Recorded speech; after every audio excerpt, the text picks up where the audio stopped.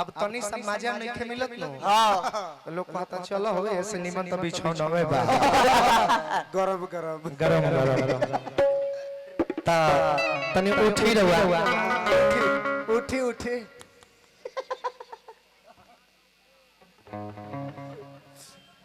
लड़का लड़की के बीच के वार्तालाप हां लड़का लड़की के ना भैंसा भैंसी के कीप साइलेंस यस यस कागे छोड़ी कागे छौड़ा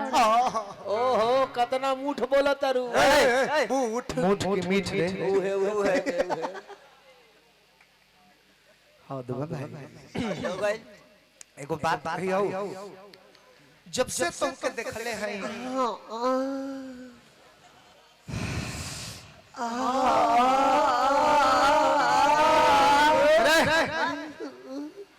एकोनी के का होता भैया वो होला ना एगो कहावत बाकी गैया के का दो होत रहे त बैला के कपार नाचत रहे बनो ऐसा कहावत जब से तुमके देखले हैं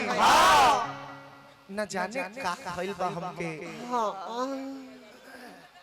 न खाना ठीक लागता न पानी पियल जाता मेरे प्यार को मजाक नहीं बनाने का रे बाबा सूते जाता नहीं नींद नहीं खावत ऐसा लागता कि सिरहने में हमरा बैठल बारू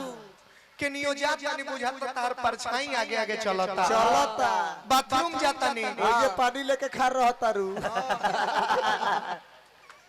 माल जाल के चोकर भूसा करे जाता नहीं हां भैंस के गोबर में नजर आवता रू स्थानो देनी रहुआ तो बड़ा निमन जगह गोबर में सच पूछे तो हमरा वही में नजर बहुत सुंदर बात कह देले लेकिन हम ई जानल चाहत नहीं कि जौन हम फील करत नहीं तहरा खातिर का तू फील करत रो हमरा खातिर का तोहरो भीतर गुदगुदी होता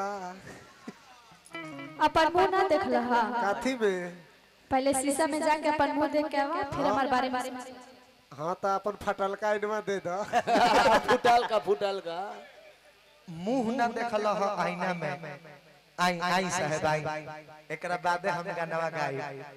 पैसा देख लेवनी लोग के हाथ में तो हम गन में भूला जाए ले लेवनी तो फिर दोसरों का ना याद पड़ जाला हां दे दी चाचा दे दी एगो हमार वादा बा वादा कर जय जोन बानी घरे आइबो ना बोलम तू बहारा से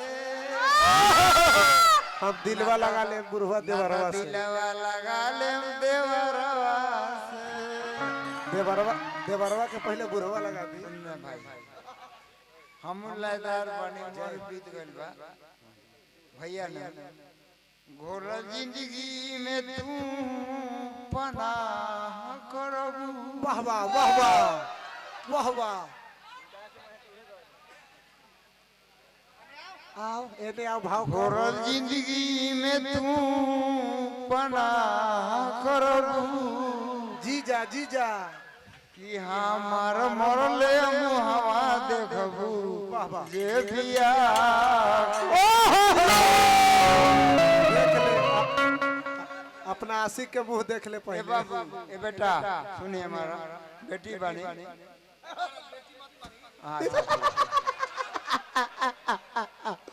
जवन को दी सवर की उगोर का करी जवन को दी अंधरिया उ अंजोर का जन हाथों में कह देनी का है ई हाथवा छूले नहीं न तोरा उमरो होइयो गल लास्ट में बाछी छुआवे के ना पड़ी यही से इनका हाथवा छुआ देनी बहुत बहुत धन्यवाद रहुआ गाना के भी जोन डिमांड बहु हम पूरा करब तू हमरा के देखा लाख भाव दो या ना दो हमरा सूरत नहीं के मानत नहीं लेकिन दिल के कितना अच्छा बानी हमरा लॉयल्टी के तो कभी विचार करो सूरत के ना सही तरपत दीवाना के दिल थाम लो दुआ लागी अन्ना तो हमरा बदुआ से भी तू बच नहीं खो सका सुना